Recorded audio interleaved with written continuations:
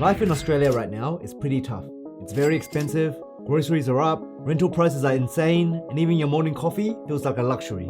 But here's the truth, while most people are complaining, the smart ones are adapting. So in this video, I'm going to break down how to survive and even get ahead during the cost of living crisis in Australia today. We'll cover money saving hacks, ways to increase your income, how to protect yourself, and the mindset shifts that will keep you thriving when everyone else is struggling. Let's get straight into it. 1. Face the reality. The first step to surviving this cost of living crisis is simple. Stop pretending things will go back to normal, because they won't. And honestly, that's okay if you adapt. We keep hearing headlines like inflation is cooling, or the RBA is winning the fight against inflation. But here's what most Aussies don't realize. Even when inflation slows down, prices don't actually fall. They just stop rising as quickly. So that $4 special brand of milk that you like that jumped to $6, it's not going back to $4, ever. It's a new baseline. Let's talk real numbers. Back in 2019, the average grocery bill for a family of 4 was around $180 per week. Today, it's closer to $290 to $320. A generic 2-liter bottle of milk that cost $2.20 is now $3.50. A loaf of bread that was $2.50 is now pushing $4.50. A dozen eggs up from $4 to around $7.50. 500 grams of mince that used to be $5.50 is now $9. Even staples like rice and pasta has gone up around 30 to 40% since 2020. And rent? In Sydney, the median weekly rent is now over $800, up almost 30% since 2022. Even energy bills, the thing you can't escape, are up 18 to 20% in the last 12 months alone. Meanwhile, the average Australian wage has only increased by about 4%. So if your income hasn't grown at least 10 to 15% in the past 2 years, you're effectively earning less in real terms. So what does that mean? It means you're working just as hard, maybe even harder, but your money isn't stretching as far as it used to. The price of stability, groceries, rent, fuel, insurance, has risen faster than the reward for effort. And it's forcing people to make choices we shouldn't have to make. Do I fill up the tank or do a full grocery shop? Do we renew the kids' sports membership or cancel Netflix to afford it? This is what I mean when I say the game has changed. Now there are 2 ways to respond. Option 1, keep playing defense. Keep complaining about how unfair it is. Blame Coles, Woolies, and the RBA, and hope something changes. Or option 2, play offense. Accept that this is the new normal. Learn the rules of the modern economy and adapt faster than everyone else. Because there are Aussies right now in the same economy who have figured out how to work the system instead of fighting it. 2, cut smart, not deep. When people panic, they start cutting everything. Save, save, save, no matter what. But that just makes life miserable. You still want to enjoy life, right? So instead, you want to cut the fat, not the muscle. Here's what that looks like. Groceries. You can save money by switching from Coles to Aldi, or by shopping strategically based on what's on special that week at Coles or Woolworths. The general rule of thumb is, Coles and Woolies usually has better discounts, but Aldi has cheaper everyday prices overall. And don't be afraid to ask the meat department manager at Coles what days they reduce prices. Usually people are very nice when you ask politely. So be strategic about where you shop, especially if you meal plan for the week. Just stay a little bit flexible with the types of meals you prepare. This way you save money without eating any worse. Pro tip, if you have a large family, consider getting a Costco membership and buying staples like rice, pasta, tuna, and toilet paper in bulk. The savings does add up fast if you're going to be using it all. Just make sure you're disciplined enough to stick to your budget. There's a lot of tempting food at Costco.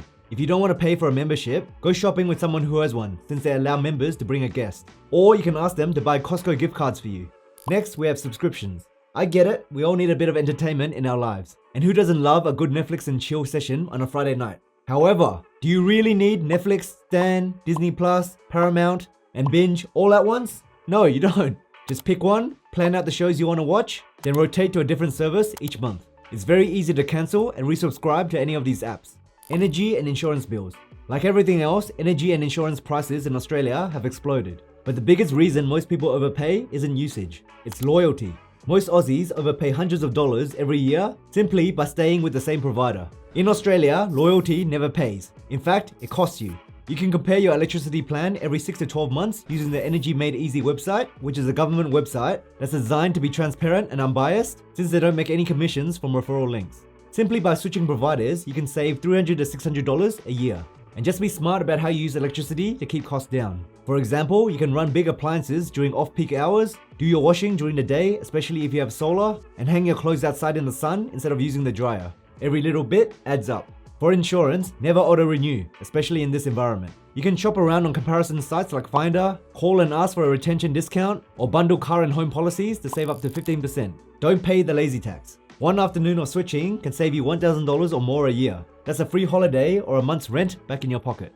Next, we have transport. Transport is one of those sneaky expenses that doesn't feel huge day to day, but it quietly eats away hundreds of dollars every month. Whether you drive or use public transport, there are smarter ways to keep more cash in your pocket. If you drive, you know petrol prices are brutal right now. Use free apps like Fuel Map, Petrol Spy, or your state's official fuel app. They show live prices nearby so you can fill up when it's the cheapest. If you have a Costco membership, their fuel prices are usually one of the cheapest. At least in my home city of Perth. I usually just fill up at Costco these days, since it's the cheapest.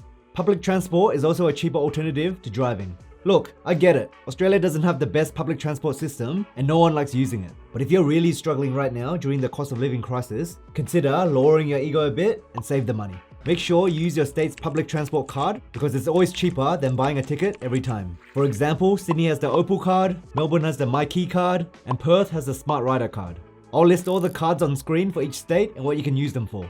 And if you must get a car, go for a second-hand reliable car like a Toyota Corolla. It's fuel efficient and you can probably drive that thing until you have grandkids. There's no time for buying a new flashy car if you're struggling. Save that for when you're in a season of life where you've already made it and have excess fun money to spend. Right now, it's time to cut costs. And the goal isn't to live cheap, it's to live efficiently. You don't even have to give up things that bring you joy like your takeaway coffee or gym membership. Just stop burning cash on things that don't move your life forward. 3. Boost your income. The reality is, most Aussies can't save their way out of this crisis. You need more income streams to get ahead. And this is a lesson I learned too late in life. There is a limit on how much you can save. However, there is no limit on how much you can earn. You can only cut so much of your daily expenses. The next step is to grow your income. In this economy, having just one job is like having one power socket. When it cuts out, you're done. Here are some ideas you can implement to increase income. 1. Upskill or move jobs. This is our friend Kramer. He worked in an admin role in Melbourne, earning $65,000 per year. He spent 3 months doing a free online Excel and data analysis course, proved his skills to colleagues by volunteering himself to extra projects, then applied for an analyst role within the same company. Now he's on $88,000. Same company, higher value. That's a $23,000 pay bump for learning one high demand skill. And yes, these things happen and they're happening every day. You just have to put yourself out there. And if he didn't get the new role in that company, he could have left for a better paying role in another company. In Australia, switching to a new job can be one of the fastest ways to boost your pay. In a recent survey, many Aussies reported jumps of 8 to 20% more when they move jobs. So if you feel underpaid for the skills you have, it might be time to seriously evaluate your next career move. Again, loyalty does not pay in Australia. 2. Freelancing. Many Aussies are making extra cash through Airtasker, Upwork, or Fiverr. For example, you can learn video editing on YouTube or by taking a course. Then you can edit videos for YouTubers or other content creators. This can easily earn you around $500 a week part-time or more if you're good at it. If you've got skills in writing, design, marketing, or coding, you can freelance right now from home. 3. Digital side hustle. We are living in the creator economy. You don't need a boss or business loan to make money online. If you've got a skill, an idea, or something you've learned through experience, you can turn it into income. You can start a personal brand around something you know. Finance, fitness, tech, or even cooking. You can sell ebooks, mini courses, or templates on platforms like Gumtree or Etsy. You just have to create the digital product once, and then you can earn money while you sleep.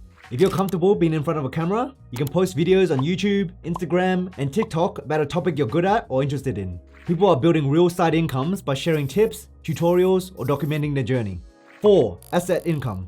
When people hear make more money, they often think they need a second job. But sometimes the easiest way to earn extra money is to make your stuff work for you. That is asset income, turning what you already own into income streams. If you've got a spare room, I mean who does these days? But if you did, you can list it on Airbnb or you can rent it out. Even if you can bring in $300 to $500 per month, that's your power bill covered. If you've got some savings, make your money work for you. Don't leave your money sitting in a transaction account earning nothing.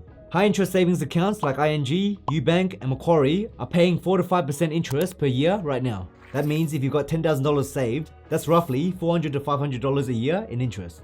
Free money for doing nothing. Even small income boosts give you breathing space. And breathing space is everything in this economy. 4. Adopt the recession mindset. Here's what separates people who survive from people who thrive. When the economy tightens, most people freeze. They complain, they wait, they hope for the government to fix it. But the successful ones, they pivot. The people who thrive in tough times all share one mindset. They don't see a crisis, they see opportunity. This is when wealth quietly changes hands. When others are cutting back, smart people are buying assets, learning skills, and setting themselves up for the next boom. Think about this. After the 2008 global financial crisis, Aussies who kept investing in ETFs that tracked the Australian market saw their portfolios triple over the next decade. During COVID, people who learned digital skills like online marketing, content creation, or e-commerce are now earning from anywhere. These periods of chaos are also periods of opportunity. Right now, small businesses are struggling, which means there are massive gaps for freelancers, service providers, and side hustlers to step in. So instead of asking, why is everything so expensive? Ask, how can I position myself to win in this environment? If you adopt the mindset, I can adapt faster than the economy changes, you'll always win. 5. Protect your future self. When things are tight, it's easy to stop saving or investing. But that's a mistake, because you'll need future you more than ever. Here's what smart Aussies are doing right now. Building an emergency fund.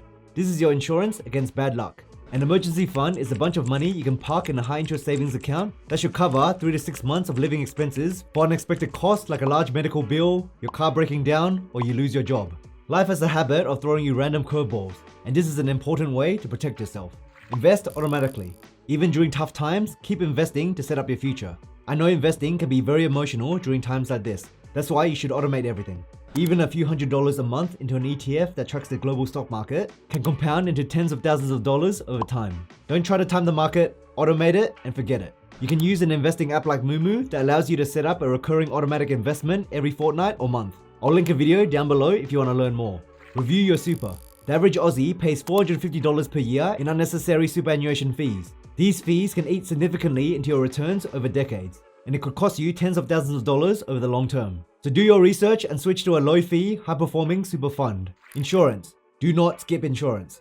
This is additional protection along with your emergency fund. You don't want to do everything right only to dig yourself into a hole by accidentally hitting a Ferrari or have someone break into your house and mess it up. So protect yourself from bad luck with adequate cover, but make sure you shop around like we discussed earlier. The goal here is stability, protecting your financial foundation while you build your future income. 6. Invest in yourself. Do you know what the most powerful inflation hedge is? It's not gold, it's not even Bitcoin. It's you. Learn high-value skills, improve your money habits, build a business, a side hustle, or invest in your career. Skills don't expire. Knowledge doesn't deflate. Every time you learn a new skill, whether it's coding, sales, video editing, public speaking, or understanding ETFs, you increase your earning power. I started seriously learning about investing over 10 years ago. I studied finance in university, so I did learn about it on paper, but it wasn't until I was in my mid-20s where I started learning about how to actually buy a stock online in the real world instead of from a textbook. That was the start of unlocking my full potential. Today, that knowledge has helped me build a substantial stock portfolio, acquire multiple income-producing assets, and of course create this YouTube channel to help you start your investing journey. So the sooner you start learning, the sooner you become unstoppable. Because the truth is, the cost of living will always rise, but so can your value. I wish you all the best, and just know I've always got your back. Quick disclaimer, this video is for educational purposes only and should not be considered financial advice. Please remember, investing involves risk and past performances does not guarantee future results. Please always do your own research before making any investing decisions. And if you'd like financial advice, please go speak with a professional. By the way, if you're enjoying this video and made it this far, comment the words locked in down below so I know who you are. And if you're new around here, what are you waiting for, mate? Hit the subscribe button and join this awesome community of like-minded people. Also, please consider signing up for my free newsletter, Aussie Money Club, where once a week I'll send you some money tips, major news in the market, or any cool life updates from me. And if you're interested to start your investing journey this year, check out this video on screen where I'll show you a beginner's guide on how to buy your first stock in Australia. And as always, thank you for watching, I appreciate you, and I'll see you in the next video.